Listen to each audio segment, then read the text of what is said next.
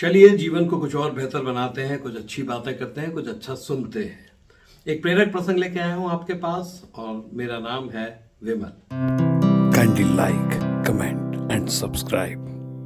एक महिला थी और कुछ उसके साथ वृद्धावस्था में ऐसी स्थितियां आई कि वो बेचारी बहुत परेशान हो गई और बहुत ही ज्यादा आर्थिक परेशानियों से जूझने लगी। एक दिन ये स्थिति आ गई कि उसके पास खाने की भी पैसा नहीं रहा और उसकी स्थिति बहुत खराब हो गई।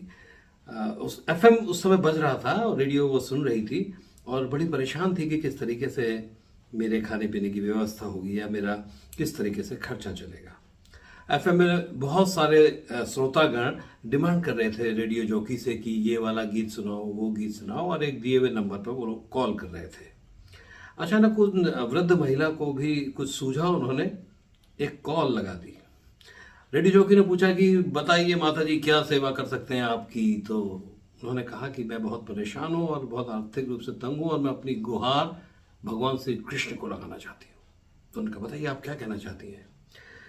तो वृद्ध महिला ने कहा कि मैं भगवान श्री कृष्ण को बताना चाहती हूँ कि मैं बहुत ही आर्थिक परेशानी के दौर से गुजर रही हूँ और हे प्रभु मेरी रक्षा कर, मेरी मदद कर।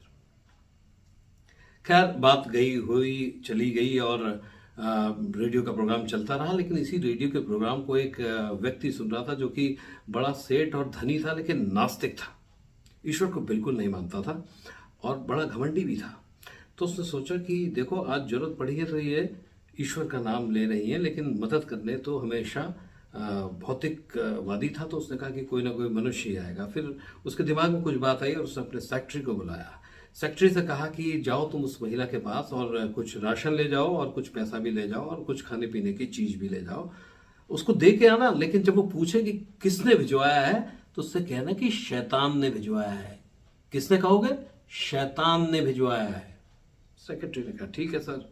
सामान लिया और उस वृद्ध महिला के घर पहुंच गया। वृद्ध महिला ने देखा कि अरे भाई खाने का भी सामान है, राशन भी है और कुछ पैसा भी भिजवाया है। उसने सारा सामान घर में रखा और बड़ी मुस्कुराती रही और हाथ वाथ जोड़ती रही, बार बार ऐसे ऐसे, और सामान को रखने लगी।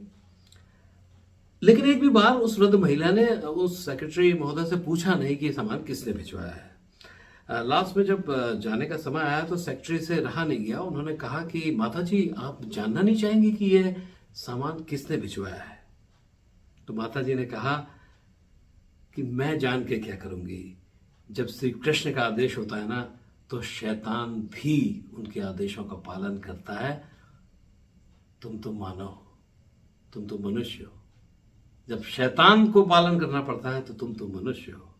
और वो सेक्रेटरी ये सुनकर दंग रह गया और सारी की सारी बातें उसने जब जाकर के बताई तो उस घमंडी नास्तिक व्यक्ति के मुंह से भी निकल पड़ा जय श्री कृष्णा, जय श्री कृष्णा, जय श्री कृष्णा। उम्मीद करता हूं कि ये प्रेरक प्रसंग आपको बहुत पसंद आएगा, क्योंकि ये प्रेरक प्रसंग ईश्वर पर उस आस्था को बताता है कि अगर आस्था है तो बंद द्वार में भी रास्ता है, अगर आस्था है तो बंद द्वार में भी रास्ता है। नमस्कार, जय श्री कृष्ण।